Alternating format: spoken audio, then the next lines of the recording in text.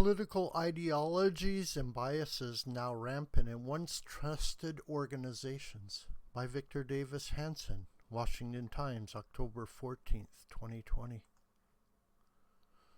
World Health Organization Commission on Presidential Debates and the Nobel Prize lose respect.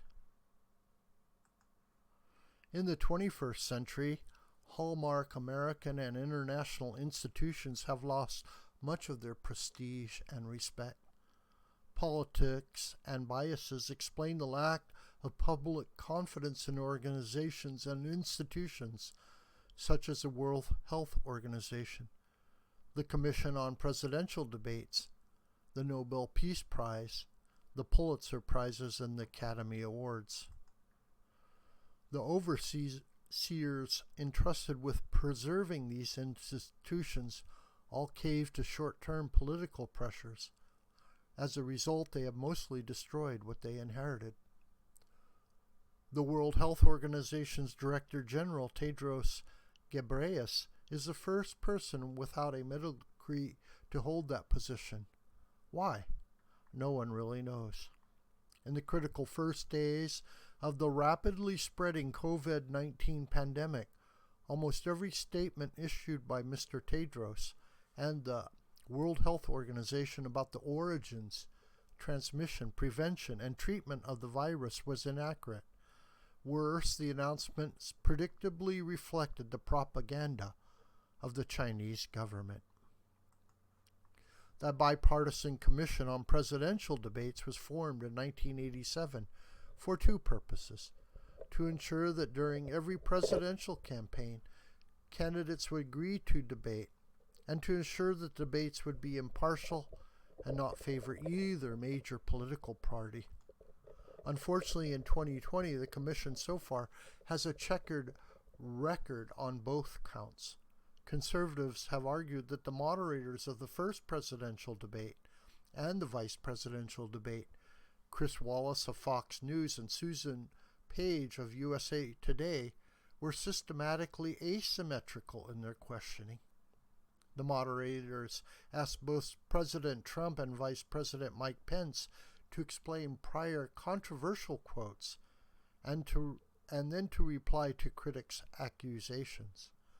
The moderators did not pose the same sort of gotcha type "when did you stop beating your wife" questions to Democrat presidential nominee Joseph Biden or Vice Presidential nominee Kamala Harris.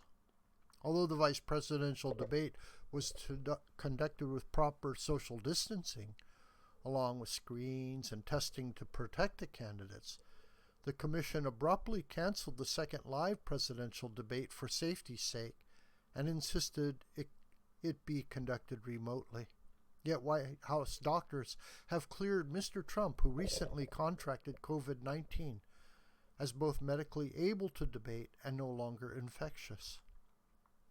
The public perception was that a remote debate would favor the frequently teleprompted Mr. Biden, who has been largely ensconced in his home during the last 6 months, and would be less advantageous to Trump, who thrives on live ad hoc television.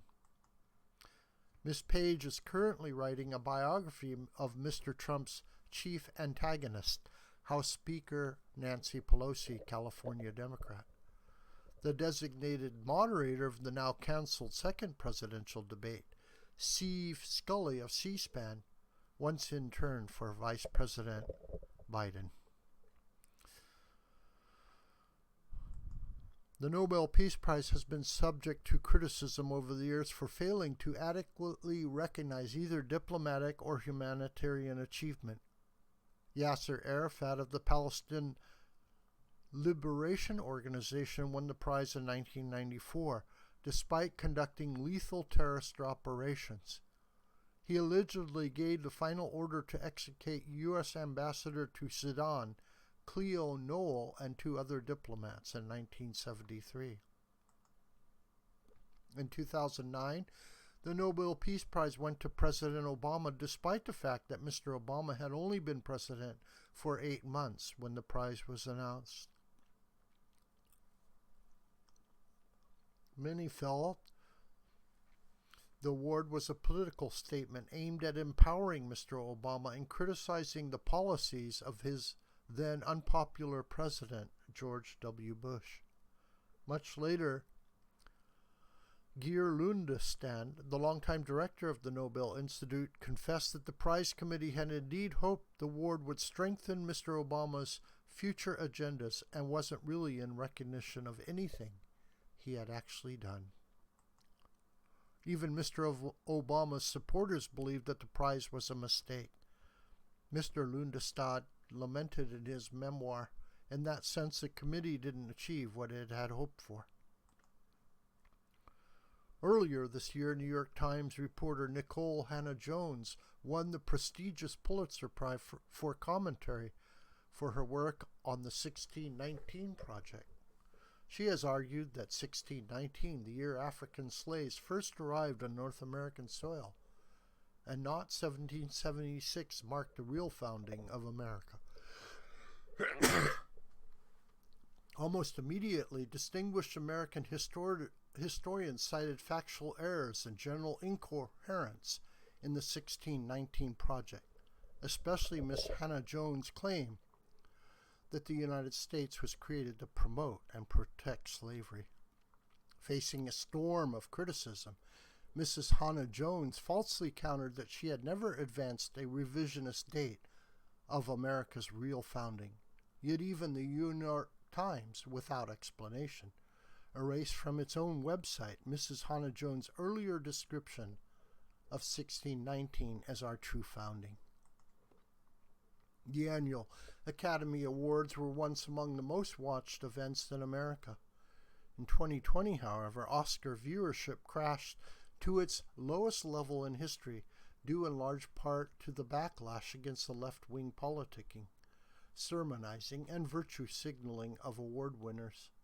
Recently, the Academy of Motion Picture Arts and Sciences, which oversees the Oscars, announced that it will adopt racial, gender, and sexual identity quotas for nominees, refuting the ancient idea of art for art's sake.